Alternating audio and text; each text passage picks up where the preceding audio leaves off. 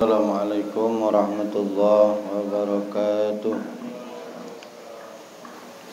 Allahumma salli wa sallim wa barik ala sayyidina Muhammad wa ala alihi walhamdulillahi rabbil alamin. Rabbi a'udzu bika min hamazati syayatin wa a'udzu bika rabbi yahdurun ma ba'du. Rabbi shrah li sadri wa yassir li amri wa hlul 'uqdatam min lisani yafqahu qawli. Rabbi zidna ilman, Rabbi zidna ilman, Rabbi zidna ilman. Shadaqallahul azim. Al-mukarram al-muhtaramun, yang sama-sama kami hormati para orang tua, para guru-guru mulia, para kiai, para habaib, para satidah, para ustadz-ustadzah, para qori-qori'ah yang hadir, dan tentunya tidak tanpa sedikit pun mengurangi rasa takzim dan hormat kami. Namanya tidak bisa kami sebutkan satu persatu. Dari doa mudah-mudahan semua orang tua kita disehatkan oleh Allah Subhanahu wa taala, umurnya dipanjangkan oleh Allah, dan mudah-mudahan rezekinya diluaskan oleh Allah Subhanahu wa taala. Yang sama-sama kita hormati Ketua Mushola Nurul Hidayah beserta segenap seluruh pengurus dan jajaran, mudah-mudahan semuanya dirahmati oleh Allah Subhanahu wa taala. In tansurullaha yansurukum wa yusabbit aqdamakum. Kalau kalian menolong agama Allah, maka kalian akan ditolong oleh Allah Subhanahu wa taala, dan urusan kehidupan kalian, seolah derajat kalian akan diangkat oleh Allah Subhanahu wa taala. Itu sudah janjinya Allah, in tansurullaha yansurukum wa yusabbit aqdamakum. Kalau kamu menolong agamaku, kata Allah, aku akan tolong kamu. Urusan kedudukan kamu di muka bumi ini bakal aku yang mengangkatnya. Jadi pengurus mushola, pengurus masjid, itu termasuk orang-orang yang menolong agamanya Allah. Termasuk kita-kita yang makmurkan masjid ini, termasuk bagian dari orang-orang yang menolong agamanya Allah. Bayangkan kalau masjid mushola lalu kemudian kosong, tidak ada penghuninya. Bahkan kalau di daerah-daerah banyak masjid mushola jadi kandang kambing, karena sudah katik manusia yang masuk ini, akibatnya hewan, binatang yang masuk ke dalamnya. Na'udzubillah summa na'udzubillah. Jangan sampai itu terjadi di kita. Agak maju ada ibu-ibu, yang lanang-lanang maju ke depan. Nah, ibu-ibu nak dengar. Kamu sudah mengambil kaplingan ibu-ibu itu, termasuk zalim itu. Ada bagiannya yang di belakang ibu-ibu. Tadi dikira nak kata ibu-ibu, rupanya ada. Alhamdulillah. Jadi kita doakan para pengurus-pengurus masjid, mushola, kalau dia ikhlas ngurusi masjid mushola, memang niat karena Allah, pasti ditolong oleh Allah. Kalau bahasa saya, kita ini menghidupkan masjid dan mushola, bukan mencari kehidupan di masjid dan mushola. Jadi menghidupkan, bukan mencari kehidupan. Karena banyak orang di masjid mushola ini mencari kehidupan. Kalau bahasa Arabnya aloka, nyari loka. Ngurusi masjid, ngurusi mushola, nak nyari loka. Tapi kalau kita niatnya menghidupkan masjid, mensiarkan masjid, insyaallah mudah-mudahan kita termasuk bagian dari apa yang katakan Allah tadi, in tansurullaha yansurukum wa yusabbit aqdamakum. Karena pengurus masjid dan mushola tidak digaji, kecuali masjid-masjid pemerintah ada gajinya itu. Cak masjid-masjid punya pemerintah tu ada, jangan ngomong nak kate itu, ada gajinya mengurus. Tapi kalau mushola ini berasa kate gajinya ada satu. Itu kan? Artinya memang kita butuh keikhlasan dalam mengurus masjid mushola, karena memang banyak masalah di dalam masjid mushola ini. Jangan dikira di masjid mushola ini tak kate setan. Justru di masjid mushola ini setan ini tambah banyak. Kalau di masjid dan mushola kate setan, mana ada pengurus masjid berbala, Pak? Pengurus mushola ribut. Ngapo? Ada banyak setannya, banyak yang membisik-bisik. Makanya jadi pengurus masjid mushola ini nak tebel rai, nak tebel kuping. Asa kita niatnya lurus, gawenya benar, jalan. Tak usah banyak ikut, karena anak ketua masjid. Kalau nak dengar keomongan wong, urung kita jadi ketua masjid pening malah gitu. Iyo gawe benar be jadi salah, apalagi gawe salah. Jadi kita memang niatkan ikhlas karena Allah, jalan lurus. Tak kata nak neko-nekonya, dan kita bukan mencari kehidupan di masjid, tapi kita nak menghidupkan masjid dan mushola, maka insya Allah kita bakal ditolong oleh Allah Subhanahu wa ta'ala. Yang saya hormati Aganda Haji Muhammad Mediansa, Komandan Laskar Asmaul Husna, dan Winarno. Benar nama kau Winarno ini. Aku dak rai dak kate ke Jawa itu. Bisa ke Cak Kombreng kan. Saudara Win selaku koordinator Biker Maghriban Asmaul Husna yang mengkoordinator, di mana saya terima beres Bapak Ibu. Terima beres, pokoknya ini tahu di sini jalan. Jadi aku ini sebenarnya anak buah Win ini ya. Kemana uji Win aku nurut. Jadi bos aku sebenarnya Win ini. Aku nurut dia. Kemana uji Win ana nurut ya, dan kawan-kawan Biker Maghriban Asmaul Husna yang semangat senantiasa setiap hari Rabu malam Kamis selalu setia untuk mengaji keliling, dan ini insya Allah mudah-mudahan menjadi pahala yang lebih besar ya. Karena setiap langkah kita menuju masjid itu dihitung satu pahala. Jadi langkah kaki ibu-ibu bapak ke musola ini dihitung satu langkah itu satu pahala. Makanya dulu kita diajari sama kakek nenek kita dulu, yai-yai kita dulu, kalau pahala nak banyak jalan pergi dengan jalan balik lain ke. Mungkin masih ingat kita kan? Ya, yai kita dulu galak ngajari kan. Kenapa? Karena setiap langkah itu ada pahalanya. Makanya ada jemaah yang nanya, mana zaman sekarang Ustaz tidak lagi pakai langkah kaki, pakai motor. Sama baik. Setiap tetesan bensin motornya itu menjadikan satu pahala. Ya, makanya yang motornya boros pahalanya lebih besar. Ya karena tetesan bensinnya tambah banyak ya. Misalnya motor Ninja wang. Itu tambah besar itu pahalanya. Baru sekali ngegas motor hilang, besok diganti lagi. Kawan-kawan semua yang insyaallah dimuliakan oleh Allah, setiap langkah kaki kita insyaallah menuju, apalagi sekarang ini menuju masjid ada majelis ilmu.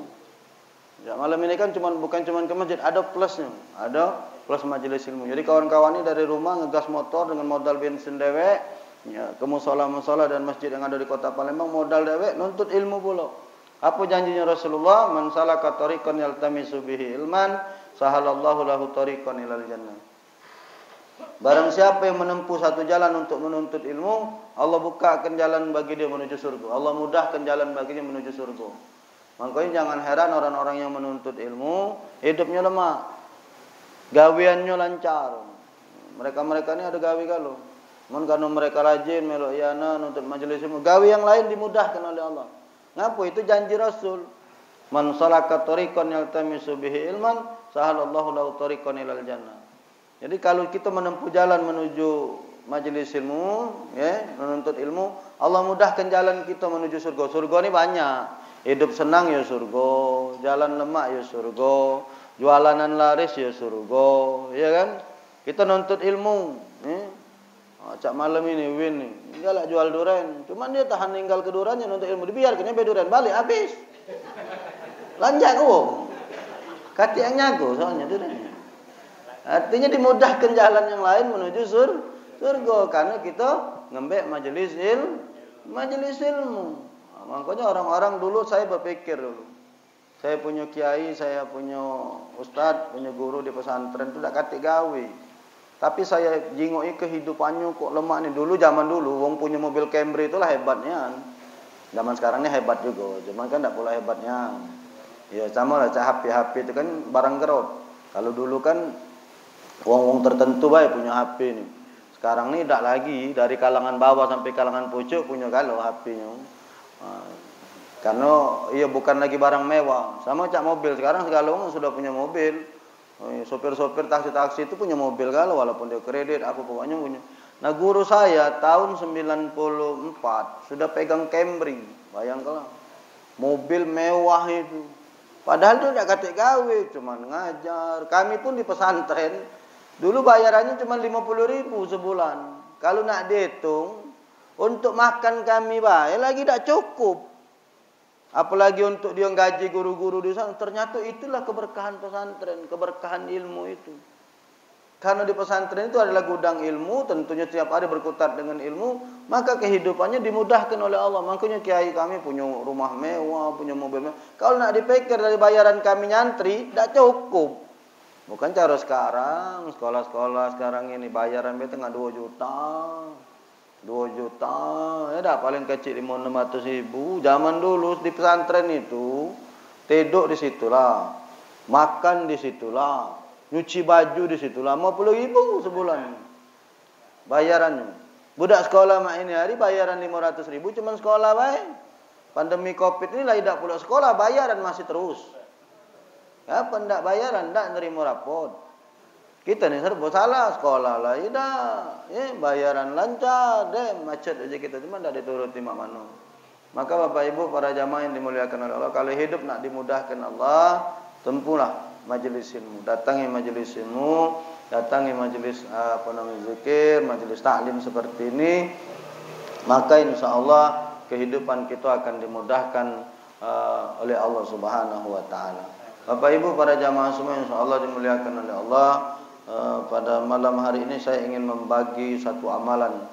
Amalan ini langsung dari Rasulullah sallallahu alaihi wasallam, yang mana amalan ini dilakukan oleh Rasul dan hampir tidak pernah ditinggalkan oleh Rasulullah sallallahu alaihi wasallam.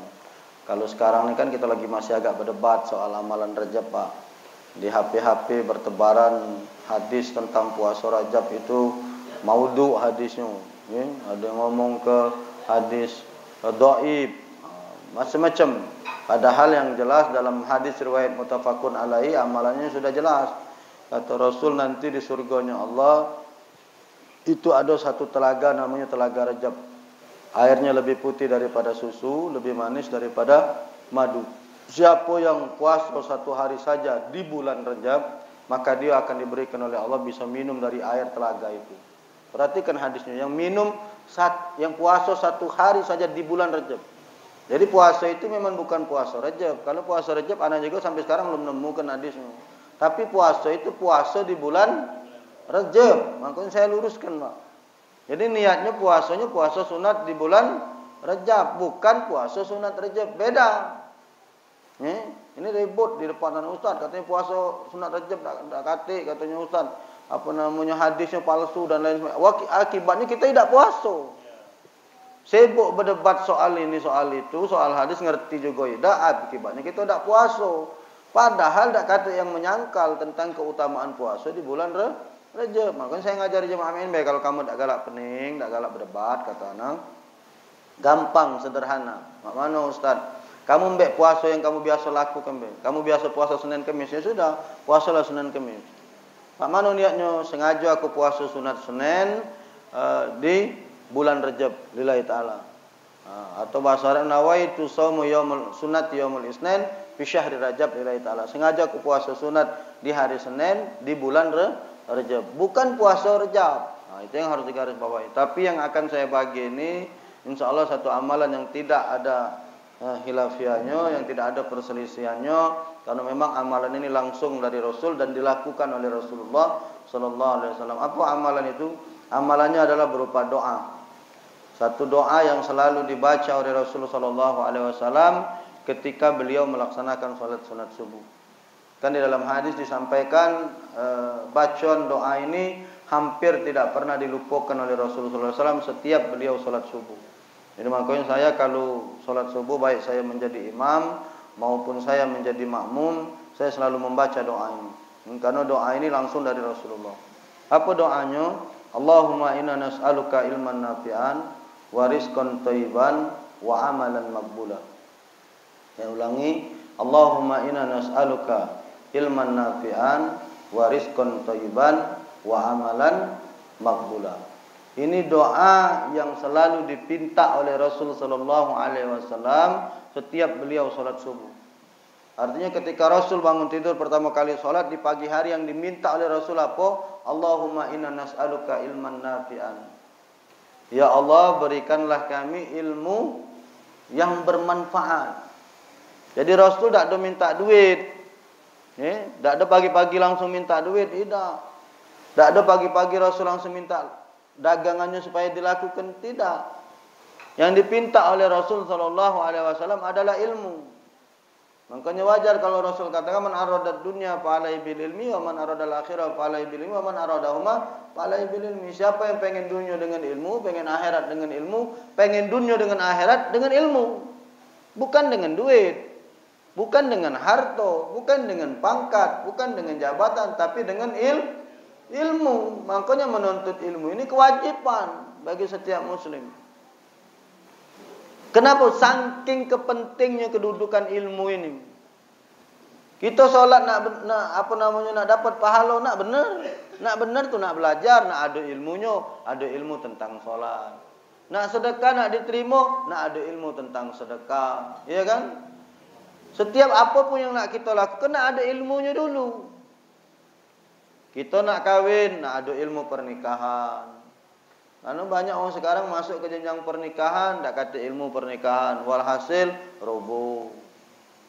Ya kan? Kita nak berdagang, nak tahu ilmu berdagang. Banyak orang yang berdagang, tak tahu ilmu berdagang, walhasil haram. Nah, hati-hati bin, kau jual durian. Banyak tukang durian ini banyak makan duit haram. Ngapo? Contoh nih, dia ngomong durian, berapa kak durian? 40. Namanya jual beli kan biasa orang nawar. 30 baik kak?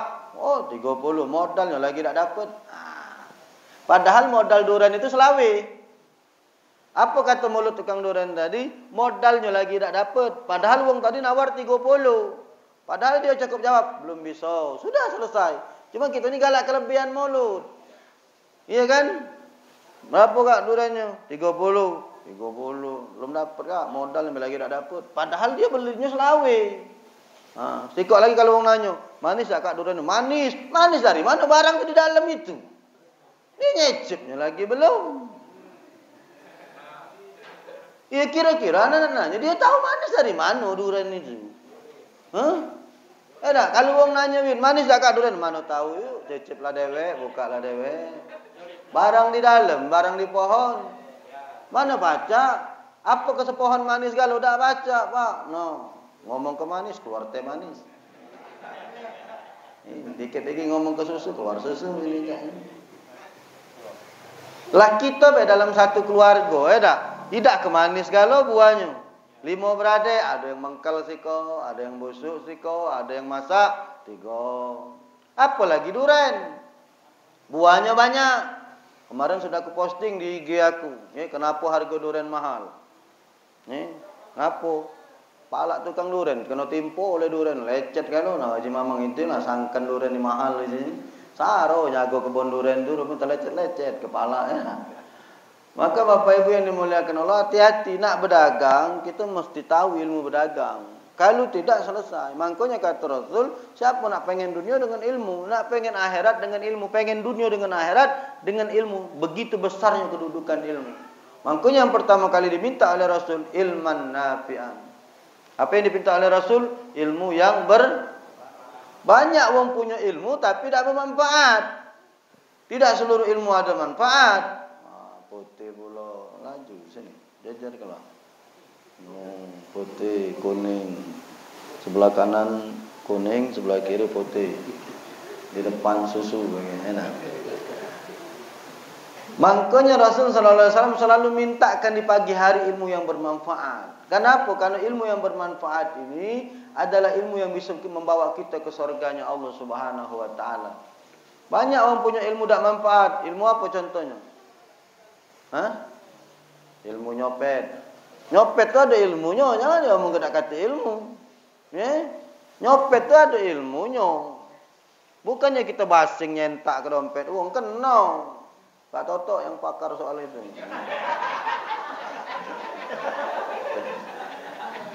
Ada ilmunya, mak mana cara mesetnya, mak mana cara ngembeknya, tapi ilmu itu bukanlah ilmu yang bermanfaat. Nah, yang dipinta oleh Rasul sallallahu alaihi wasallam ni pada pagi hari adalah ilman nafi'an, ilmu yang bermanfaat. Dan Bapak Ibu perhatikan, tidak ada Rasul minta tambah kecuali minta tambah ilmu. Carilah hadisnya. Tidak ada Rasul yang minta tambah kecuali minta tambah ilmu. Tidak pernah Rasul berdoa minta tambah harta, minta tambah kedudukan, minta tambah kata-kata. Yang ada adalah Rabbi zidna ilma. Yang dipinta oleh Rasul minta tambah, cuman minta tambah ilmu. Karena harta ni mohon maaf Pak, Bu. Kadangan masak jadi balak buat kita. Sa'labah bin Hatib Al-Ansar, itu wong yang paling miskin di kota Madinah. Setiap hari selalu melok Rasul solat berjamaah. Habis solat Sa'labah ini lalu pergi meninggalkan Rasul. Sampai Rasul tanya, "Ngapa kau ni Sa'labah?" "Ya Rasul, sewet yang kupakai ni ditunggu bini aku di rumah. Saking kemiskinnya. Mangkonya ya Rasul, doakan aku jadi wong kaya. Berduit, apa jawab Rasul? Salaba, harta yang sedikit, kalau kau mampu mensyukuri, itu jauh lebih hebat daripada kau punya harta banyak, tapi kau tidak mampu mensyukuri. Datang lagi salaba yang kedua. Masuk nek. Sini nek, depan nek. Sini nek. Ini nenek saya nak. Ada kamu, nenek aku melok bikir maghrib mana. Tak ada kamu yang muda-muda dak melok. Sini. Ya. Sini, siapa nek? Datang. Sini enggak? Haji sini. Sini depan sini. Kalau depan ni lemah, dia banyak minum. Ya, kalau belakang ada prajurit belakang itu. Tidak ada Rasul minta tambah kecuali minta tambah ilmu. Salaba minta tambah harta, dijawab Rasulullah, "Weh Salaba, kaku ini kalau ngangkat tangan minta berdoa gunung ini berubah jadi Jabal Uhud ini berubah jadi emas, dirubah ke Allah jadi emas. Tapi aku tak galak."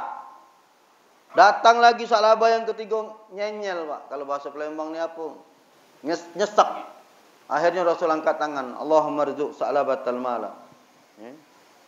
Ya Allah, unjuklah Sa'labah ni harta benda yang berlimpah ruah. Nah, ini buat kamu yang buntu-buntu ni kan pengen kaya, kamu ni kan pengen berduit. Nah, ini diceritakan. Ya. Ini hiburan untuk yang buntu, maksud aku tu. Sa'labah sudah angkat tangan, didoakan Rasul, Allahumma rzuq Sa'labatal mala. Ya Allah, unjuklah Sa'labah ni harta benda yang berlimpah ruah. Apa yang terjadi? Walhasil Sa'labah ni pengembala domba, jadi punya domba dewek. Akhirnya sekota Madinah itu hewan domba paling banyak punya Sa'labah bin Hatib al-Ansari. Tapi apa yang hilang dari Sa'labah? Ketika dia berduit, ketika dia sudah mulai hebat, Sa'labah sudah lupa, tidak lagi solat berjamaah, tidak sempat ngurusi bisnisnya. Dia hati-hatian kau punya depot kayu. Ini punya depot kayu. Berdoa minta harta banyak, kaget banyak pesanan. Walhasil maghrib mak ini masih masang gazebo. Maghrib mak ini masih nganter orderan. Itu ujian dari Allah. Nak ngetes kesungguhan kita. Kita sekarang rajin nuntut ilmu. Sama macam anak-anak dulu malam Jumat kan di majelis Asmaul Husna di rumah zikir. Anak sudah takutkan diri anak. Malam Jumat anak tidak kemana-mana, anak zikir di rumah. Wih, itu godaannya luar biasa, Pak. Diundang pejabat ini, diundang ini. Kalau bahasa kawan tu kalau ngomong lokaknya tu kakap kalau. Nak nguji kita, sampai di mana kita tahan dengan ujian ini. Anak ngajar di rumah tidak dibayar. Ceramah, kalau nak mikir otak kita, otak bulus kita ni tadi. Tinggal ke dulu, ini pacak ganti Ustaz Anu, pacak ganti. Tapi anak istiqomah jalan ni. Sekarang sudah masuk di tahun yang ke-11 dari 2010. Ini 2021, malam Jumat. Dari habis Jumat, dari habis Isya sampai jam 9, setengah 10, kadang paling lama jam 10. Jadi majelis baca maulid dia ulami, zikir Asmaul Husna, majelis ilmu, tanya jawab, makan. Macam itulah anak. Apa? Ada makan. Karena majelis ilmu ini raudatun min riyadil jannah. Kata Rasul, taman dari taman surganya Allah. Jadi jangan heran kalau di majelis ilmu itu selalu ada makanan dan minuman, karena ini taman surga. Ini ada belum tentu baik. Yakin anak, tidak mungkin tak kata ini majelis ilmu soalnya. Taman surga. Pasti ada, cuma belum dibentuk ke. Memang bagusnya macam ini. Kalau aku ceramah, aku minta terakhir. Lagi habis sisa baru keluar. Kalau ini insya Allah. Insya Allah, jangan diharapnya tapi. Maka majelis ilmu ini menjadi majelis yang berkah. Wah. Jangan kamu berpikir dengan banyak harta kita bisa membeli dunia, tak bisa. Karena Rasul sudah ngomong, man arada dunia fa alaihi bil ilmi, dengan ilmu. Pengen akhirat fa alaihi bil ilmi, dengan ilmu. Ilmu inilah yang buat kita bisa di akhirat, bisa di dunia, bisa di surga. Fa alaihi bil ilmi. Maka semuanya dengan ilmu. Maka ketika ada majelis ilmu seperti ini datang, apalagi sekarang tanda-tanda kiamat. Kemarin saya khutbah nih di Masjid Nenek di Muawana dengan tanda-tanda kiamat. Apa tanda-tanda kiamat? Wa yaqbidul ilma. Ilmu dihilangkan oleh Allah Subhanahu wa taala. Bagaimana Allah menghilangkan ilmu? Apa diangkat kalau? Oh, tidak, kata Rasul. Caranya biqabdil ulama, dengan cara Allah wafatkan ulama. Satu persatu ulama meninggal. Anak ni bela sakit-sakitan walaupun umur 40-an, anak 43. Masuk rumah sakit 7 hari. 3 hari terkapar di rumah. Kemarin hampir mutus nyawa anak. Tanyalah Kak Haji Medi. Hari Senin anak berangkat ke Gelombang, terus ke Segayam, balik dari Segayam, lah sudah hampir siang. Saya ngisi majelis lagi dulu, jam 2 sampai asar. Dari asar saya balik. Besok paginya, lambung saya kambuh, bergejolak. Muter-muter lambung saya di sini. Kemudian keluar keringat dingin, istri saya sudah pingsan, tidak tahu lagi, tidak sadar lagi. Sudah terkapar depan kamar mandi, istri saya sudah nelpon Kak Haji Medi dan kawan-kawan laskar, sudah meluncur ke rumah. Anak sudah pasrah, laju dalam hati aku ini. Laju tu lah. Lah keringat dingin, railah pucat, mana lagi? Anak baru keluar rumah, ini belum sehat kalau nak nurut kenya. Tapi memang anak selalu ngomong, asak majelis ilmu anak garing. Ngapu, mati pun anak siap. Kenapa mati di majelis ilmu ini? Insya Allah surganya Allah Subhanahu Wa Taala. Kaget, jangan diamin, amin. Cak setuju kalau itu kaget, bukan malam ini. Ini cak setuju, ini dendam lama kalau kamu baca. Langsung nyamber itu, amin. Ya masih itu kaget, oh ya. Ngapa kalau wafat di majelis ilmu ini? Insya Allah surga pak, mati dalam keadaan terbaik. Makanya anak ngomong sama Win, bikar maghriban, lanjut. Hati cerita, mana nurut, masih melayang anak nih. Masih goyang, no. Tadi bela mesen dengan kami di obat, tolong kirim ke. Anak lada lemak badan. Nah, minta kirim ke Nana. Jadi kalau aku ngomong anar malam ini maklum ke beca, orang lagi sakit. Ya. Jadi apa yang dipinta oleh Rasul pertama kali? Allahumma inna nas'aluka ilman nafi'an. Yang dipinta Rasul pada pagi hari belum minta apa-apa. Rasul minta kepada Allah ilmu yang bermanfaat. Kenapa ilmu yang bermanfaat dipinta oleh Rasul? Karena ilmu yang bermanfaat inilah yang bisa membimbing dan mengajak kita menuju surganya Allah Subhanahu Wa Taala. Makanya kalau ada majelis ilmu, datangi pak. Sesusah apapun, sesulit apapun datangi. Kita ni lemah zaman sekarang ni pak.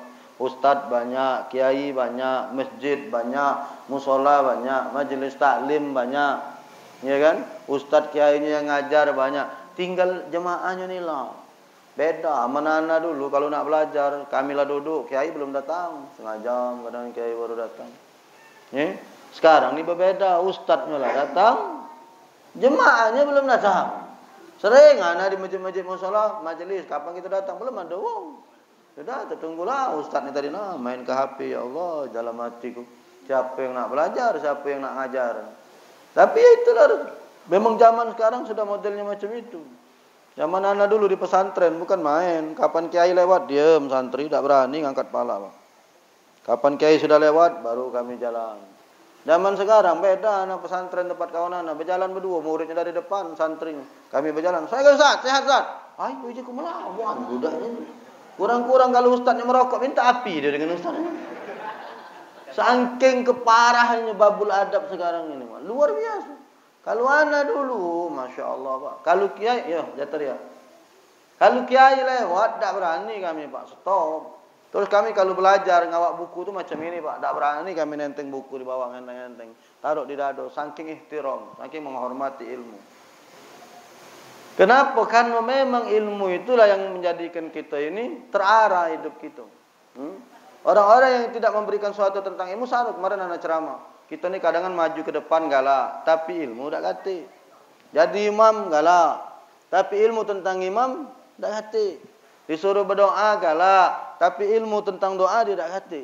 Disuruh mimpin yasin tahlil galak, tapi dia tak kata ilmu makharat, tak kata ilmu bacaan, panjang pendek, dengung, ifa, ikhlas, tak kata.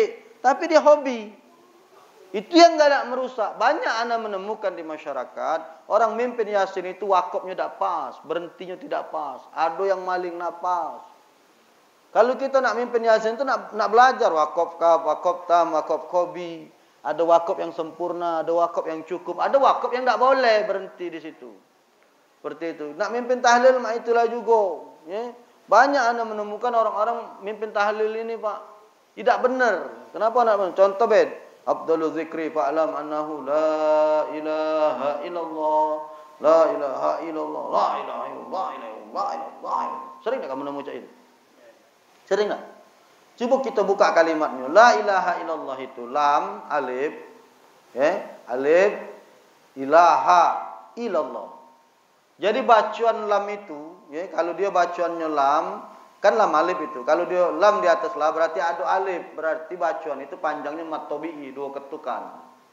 Jadi kalau dia baca la ilaha illallah, artinya benar, tidak ada Tuhan selain Allah. 2 ketukan.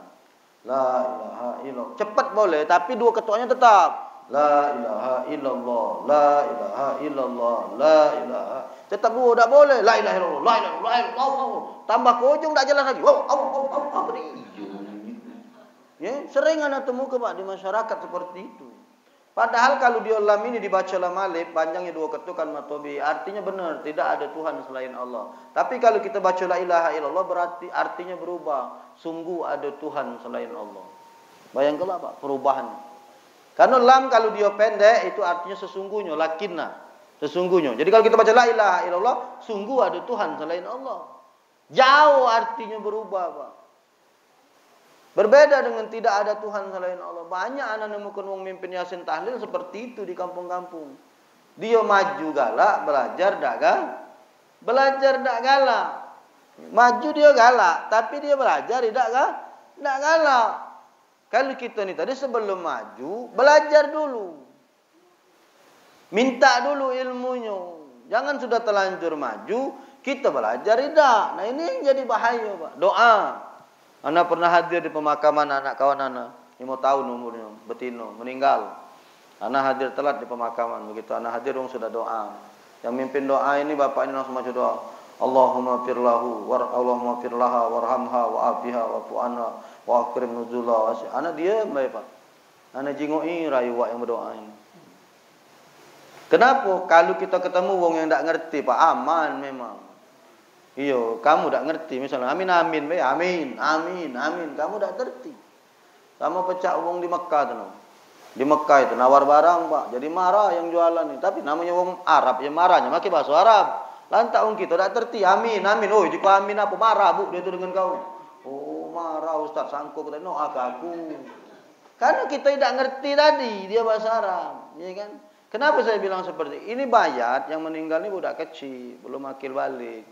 Umurnya 5 tahun. Tidak ada Rasulullah mengajarkan doa Allahumma firlahu atau firlaha. Apa arti firlahu firlaha itu? Allahumma firlahu itu ampuni dosanya ya Allah kalau dia lanang. Kalau betina Allahumma firlaha ampuni dosanya. Sekarang pertanyaannya, budak yang belum akil balik, masih kecil, ada dosa tak? Ada dosa tak? Tidak ada. Apa doa yang diajarkan oleh Rasulullah? Kalau orang yang belum akil balik meninggal dunia, doa yang diajarkan oleh Rasulullah, Allahumma ja'alhu faratan li abawaihi. Ya Allah, jadikan budak ini sebagai pemberat timbangan wong tuanya. Makanya wong yang punya anak belum akil balik meninggal dunia, kata guru-guru kita tuh kagak ditunggu di surga. Ngapa budak itu bersih, belum ada apa-apa. Jadi kalau wong yang ngerti ketawa dia. Tak ngerti berarti wah. Kamu seperti kita nak ngimam.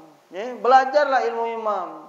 Mak mano kalau kita salah bacaan, mak mano kalau kita lupa rakaat dan lain sebagainya.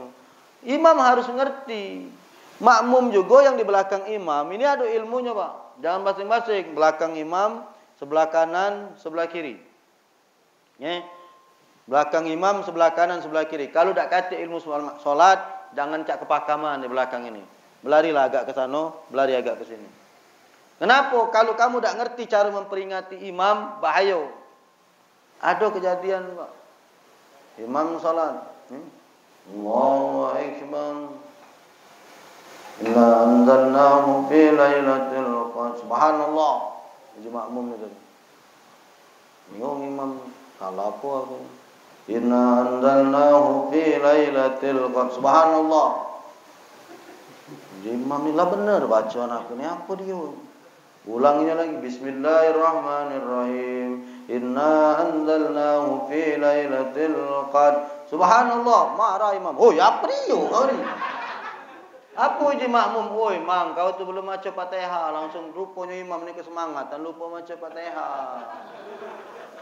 Makmum tak ngerti. Kalau sudah 2 kali ingat ke imam, oi, tak ada cak itu caranya Pak. Contoh, Allahu Akbar, ada imam lupa baca Fatihah Pak, dia langsung baca ayat pendek. Cak mana cara mengingatkannya? Sekali kita subhanallah tu.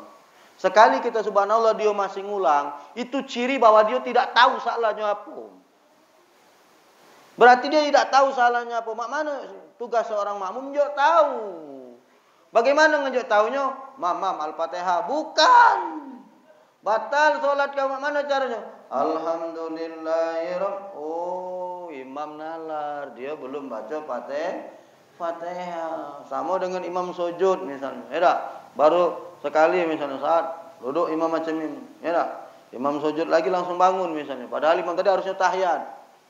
Kita tegak, dia langsung tegak. Kita subhanallah kan dia tidak ngerti. Masih tegak. Karena dia bingung salahnya apa. Jangan ditahiyat di subhanallah. Lagi repot ini bebala. Makmum di belakang ini harus kasih tahu. At-tahiyatul mubarak. Oh, dia tahu berarti tahiyat. Dia turun. Ini ilmu seorang makmum yang ada di belakang imam.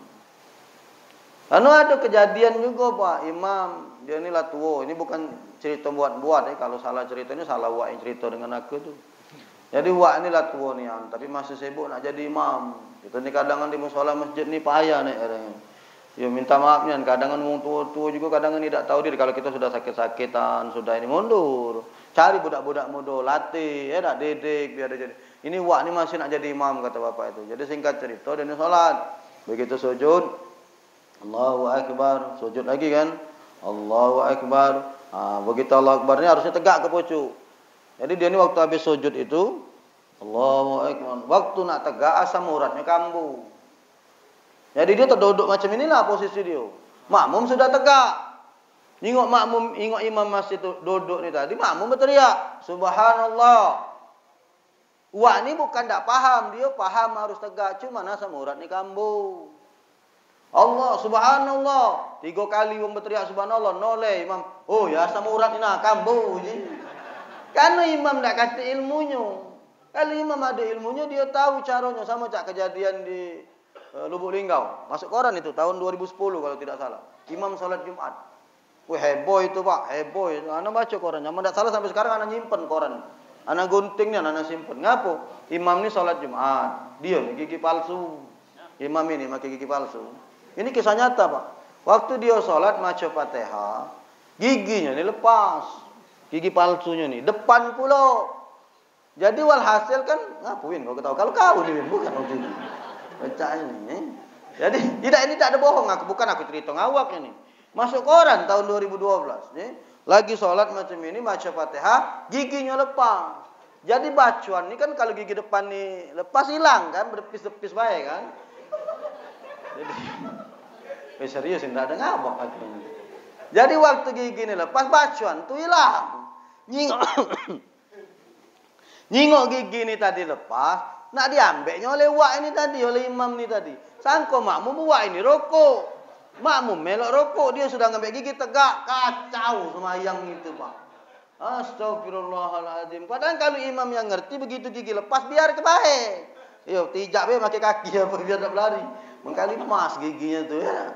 Kalau tidak belajar ilmu tadi, harusnya kalau kita nak menjadi imam, belajarlah ilmu jadi imam. Ya, nak ceramah aja ini bukan pula ceramah-ceramahan. Baik Pak, ini dipertanggungjawabkan di akhirat. Banyak orang sekarang, oh lemaknya jadi ustaz tuh ini ampun. Astagfirullahaladzim. Dia pikirannya sudah ke sana. Padahal kita mengajar ini niatnya karena Allah. Tak kata pikir-pikiran ke sana itu cuman keberkahan dunia yang mengiringi baik. Selebihnya kita memang karena Allah Subhanahu wa taala, kita nak ngajar. Apalagi kalau cak anak ni, nyari dewek saking kegalaknya ngajar. Nemui dewek masjid yang nak diajar, nemui dewek musola yang nak diajar, ya. Saking kegalaknya kami ni tadi nak ngajar ni tadi, teperinya tadi, ya. Masya Allah, kenapa? Karena memang ilmu ini menjadi kedudukan yang luar biasa.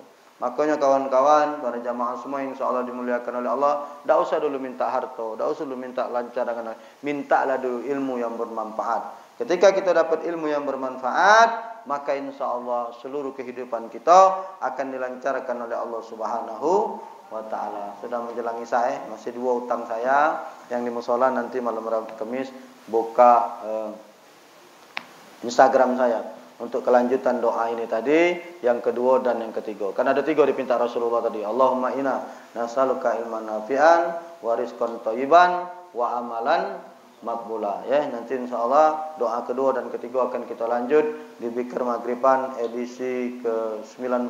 Ya, Bin? Edisi ke-19. Insyaallah mudah-mudahan nanti di mana tempatnya nanti hubungi saudara Win, karena kami sekarang nak menghabiskan dulu wilayah bukit. Jadi insyaallah selama sebulan ini kami muter-muter di bukit ini dulu untuk menghabiskan masjid dan musola yang ada di sekitar sini. Insyaallah mudah-mudahan manfaat. Doakan saya sehat selalu, bisa hadir di majelis-majelis ilmu yang ada sama saya bisa saya ajarkan kepada Bapak Ibu dan mudah-mudahan menjadi ilmu yang bermanfaat. Ada salah saya minta maaf, kepada Allah minta ampun. Saya mengundang Bapak Ibu yang ingin ikut Bikir Maghriban, pantau Instagram saya Kemas Muhammad Ali. Silahkan di follow, di situ selalu disiarkan di mana Bikir Maghriban kami setiap hari Kamis malam Jumat. Insyaallah mudah-mudahan manfaat. Ada salah minta maaf, pada Allah minta ampun. Kita tutup dengan doa. Allahumma inna na'udzubika min ilmin la yanfa wa qalbin la yasa wa amalin la yurfa wa du'ain la yusma. Subhanakallahumma wa bihamdika asyhadu an la ilaha illa anta nastaghfiruka wa atubu ilaik. Allahumma ja'al jam'ana hadza jam'an marhuma wa tabarakana min ba'dihi tabarakan mubarakan ma'suma. Rabbana atina fid dunya hasanah wa fil akhirati hasanah wa qina azabannar. Wa sallallahu ala nabiyil ummi wa ala alihi washabihi wasallam. Wa subhana rabbika rabbil izzati amma yasifun wa salamun alal mursalin walhamdulillahi rabbil alamin. Taqabbalallahu minkum. Assalamualaikum warahmatullahi wabarakatuh.